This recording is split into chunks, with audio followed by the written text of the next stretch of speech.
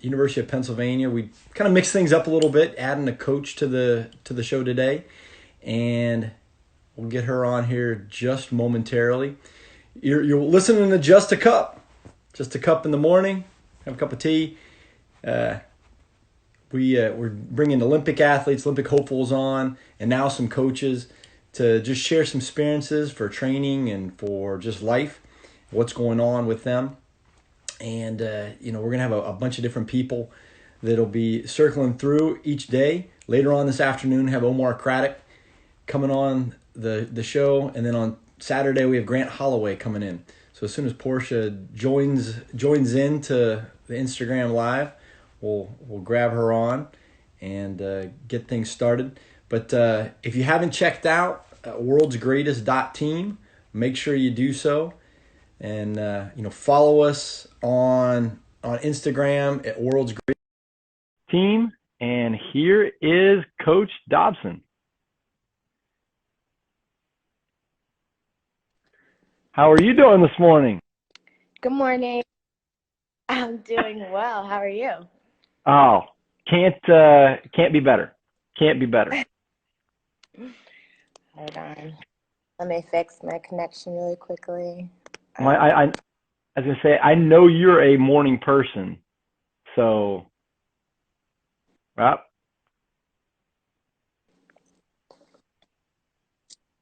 connection go there now. Yeah, now we're good. Having some internet issues, I see.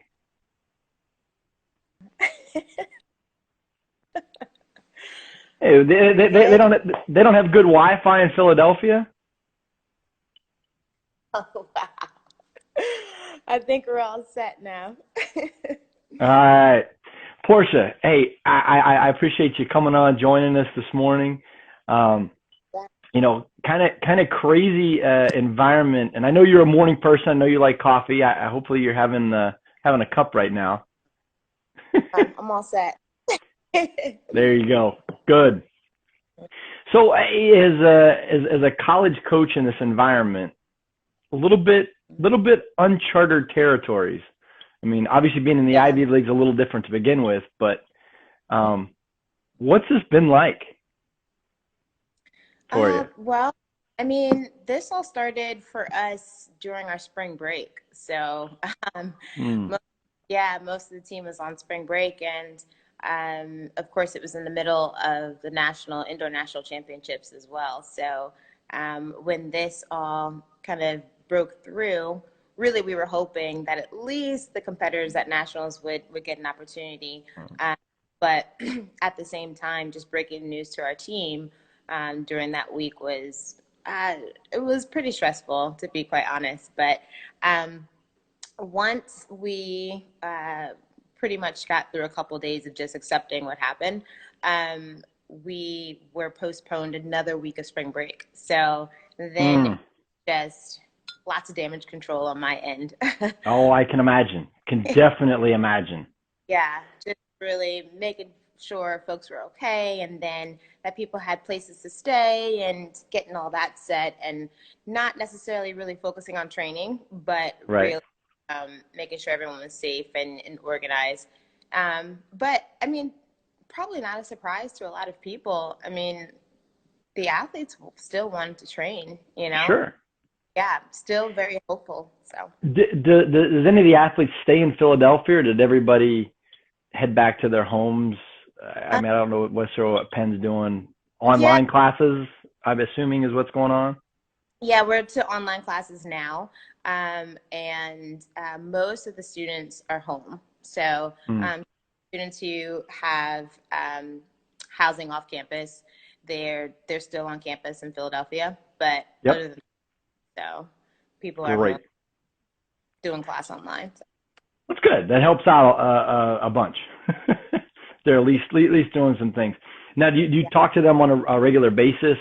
Just kind of touching base with them. I can imagine, with the uncertainty of everything, just communicating is probably the thing. But I know you be creative. You probably have some creative, group chats and group things that you might be doing with the athletes. So we are actually, so once a week, every Wednesday at 3:30, I have a Zoom chat with my particular sprint squad. So just to check in and see the little faces and everything and give them any updates. But we do that once every Wednesday. And then actually once every 2 weeks, I check in with my incoming freshmen. So we have a Hmm. Zoom call as well. So yeah, that's pretty fun too. So. Has your team gotten into the whole TikTok and all the other, the craziness of what, I see all these videos of these, dressed in one thing, throw a shoe, come back. I mean, have they got creative in that aspect? They haven't done it yet. I hinted towards it. I was like, so are we gonna see squad one coming soon? And they're like, there's some so they're not too sure on that yet. But I am seeing like I said, a lot of the high schoolers are doing it.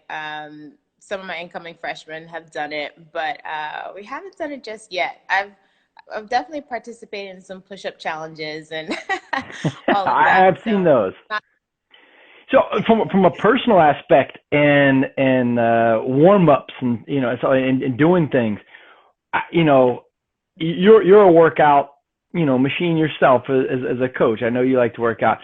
What have you been doing to keep yourself fit and in shape right now?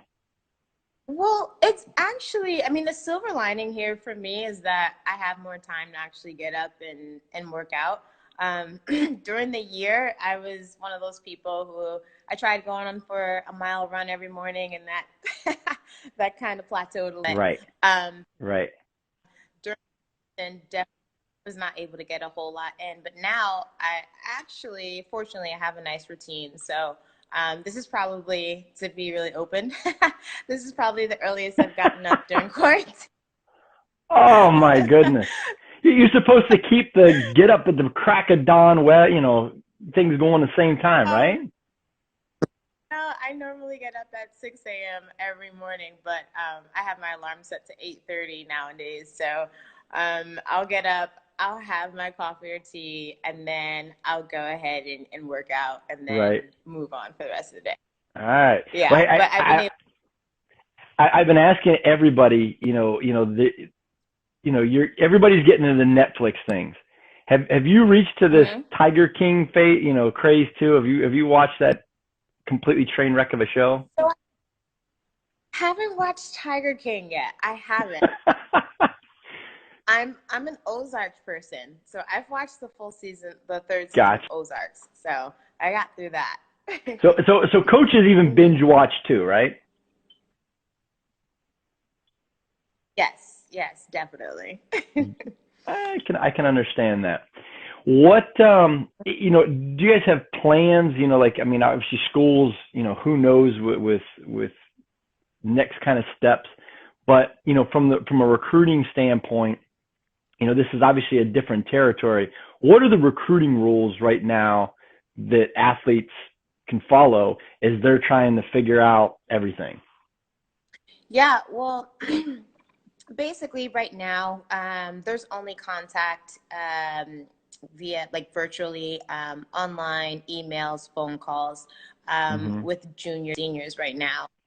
Um, we are not able, well, originally they said April 15th was when we would be able to open back up and perhaps see recruits face to face, but that's definitely going to be pushed back.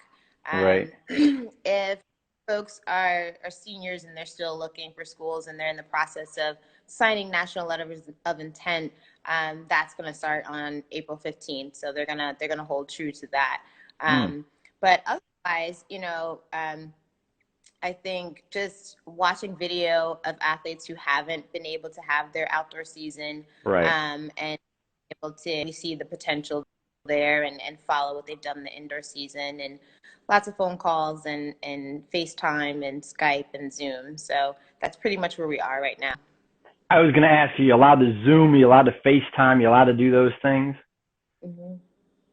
Excuse me? So I said I was going to ask Zoom, FaceTime, you're allowed to do all those kind of things. So it's Yep. Zoom, up a FaceTime. little bit. Yeah, they all count as phone calls. So we're allowed to do those. And it's nice because you get to see them face to face. So normally they Sure. campus for an unofficial visit, right? So you'd be seeing them Right. face with their parents as well. So sometimes being on Zoom or FaceTime with the whole family is kind of fun too. So yeah. Well, I mean, speaking of Penn, I think anybody in the track and field business, really, and almost in high schools and so forth, knows Penn relays. Yeah. What was that like when, word came down that there was going to be no Penn relays for the year? I mean, that's Yeah. kind of a crazy thing. People were definitely devastated. We pretty much we predicted it on Insight internally, but externally, folks were totally devastated. It was some people's first time attending, or Mm, it's or it's Penn Relays is so much bigger than track and right. field. Because yes, it's the excitement of the meet, but it's also a time where literally thousands of folks can come together with a common interest, and maybe it's the first time they're seeing family, or they're taking off work, or they're meeting up with their frat brothers, or it's Right. like the trip for high schoolers. And I know when I was in college, we all wanted to be on that Penn Relays flight. So it's definitely just being able to see a different part of the country and experience track and field in such a different way where it's celebrated. So lots of people were totally disappointed. So Yeah, I mean, I can only imagine that the pageantry of Penn relays is really second to none in the United States. So it's definitely, but the good thing is when it comes back next year, the excitement will be, twice as much, and people will be, pretty fired up about it and be pretty yeah, excited about all those things. What are so Penn does a pretty unique abroad trip. yeah. And obviously with myself, having had the opportunity to coach at Harvard and gone through the HYOC, Mm-hmm. fill people in on the summer trip that Penn gets to take every couple of years, because I Yeah, think it's unbelievable. it is. So once every 4 years, it's a transatlantic trip. That's what they call it. It is actually a really a traditional and old relationship between the teams from Oxford over in England. So once every 4 years, Penn and we actually become a coalition team with another school in the Ivy League, with Cornell, and we pick at that time the best athletes on the team to represent each team, men and women. And we travel. It's pretty much, it's just about a 14-day trip Mm. that we spend over in the UK. And we spend a portion of the trip with the team from Oxford, a portion with the team from Cambridge, and then we also visit Birmingham, which is pretty fun too. Yeah, I love They're Birmingham. yeah, they're always up for a good time, so it's fun. That's awesome. And then yeah, and we normally choose another place there. So last time we were there, we went to Cardiff. So that Awesome. was so. But this happens every 4 years, and then it flips. So actually, next year, well, Birmingham was supposed to come to us this year, but Mm. they didn't for obvious reasons. And then next year, we'll be visited by the teams from Oxford and Cambridge. So that would That's be pretty. awesome. Yeah. What time of the season does that usually happen? That actually, for us, when we visit them, it's during the summertime. Okay. So that it's right after the New Balance Nationals, the high school New Balance Nationals. So it's NCAA outdoors, and then New Balance, and then we literally And you leave guys go. that next. Yeah. Wow. So I think the last time I flew from North Carolina back to Philly, and then left that night to head out to the Ooh, UK. ooh, So that's brutal. yeah, it is.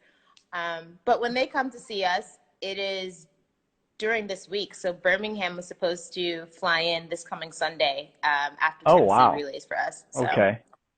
yeah. That's, I guess that was a special trip for me. It's one of my fondest memories in coaching of doing that, because it's just Yeah. the history behind it.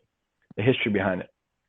Mm-hmm. What would you say for an individual that has aspirations of A, being in the Ivy League, and two, being a college athlete at the highest level? You ran at North Carolina at UNC.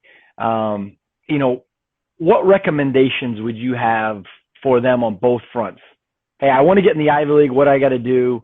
Two, hey, I want to be at the highest level. Is there a difference? Yeah, I mean, you'd be surprised that we actually cast a pretty big net when we're looking for student athletes and into the Ivy League.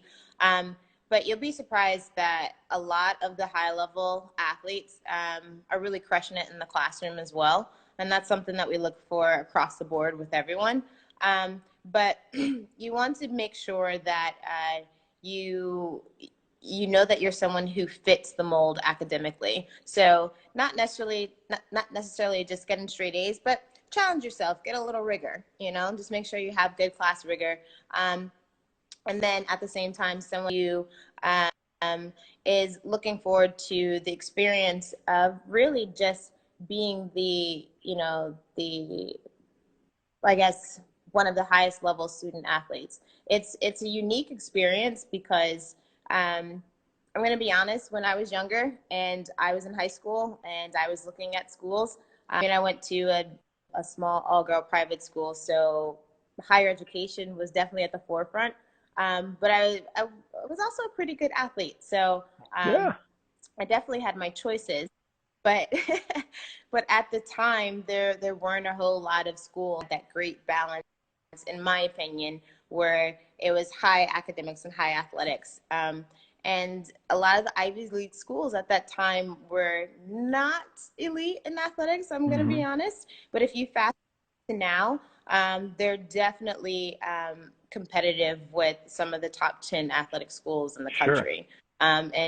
And we're one of them, our women's team placed 17th at the Outdoor Nationals last year. So definitely a team that could be top 10 this or next year, I should say. But also too, it's kind of fun because those women were standing on the podium with Penn stripes, So, that's awesome.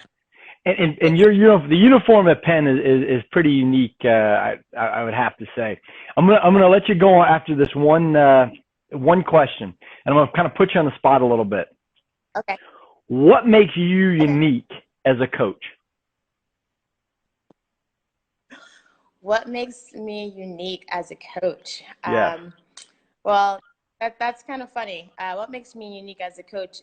Is it because people mistake me for an athlete? I don't know. But I think what makes you unique as a coach, I thankfully just am really able to relate to the students between the ages of 17 and 23.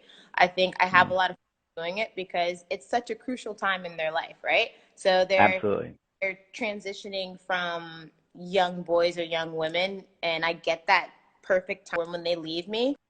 They're young men and women, right? So I really have a lot of fun being able to have an influence on them, and it fine-tunes me, right? It sharpens me up a little bit and keeps me accountable. So I think that's one. And then also too, I'm one of the few female sprint coaches in the country, and we're killing it. So I think that's you are, and I agree. I'm with you on that. That is a true statement. A true statement. Porscha Dobson, the associate head coach at the University of Pennsylvania, or better known as Penn. Thanks for joining us on Just a Cup on World's Greatest Team. Hey, thanks a bunch, and I wish you the best. Enjoy Philly. Get a good Philly pretzel sometime when you can, because those are dear to the heart. Yeah. Waiting for when the cold ice opens up too to get to Rita's. So I hear you. Porscha, have a good rest of the morning. You might be able to go take a nap now since you usually don't get up till 8:30. Maybe you can go take a nap. Rest and ready. All right. Thanks. Appreciate it. Bye.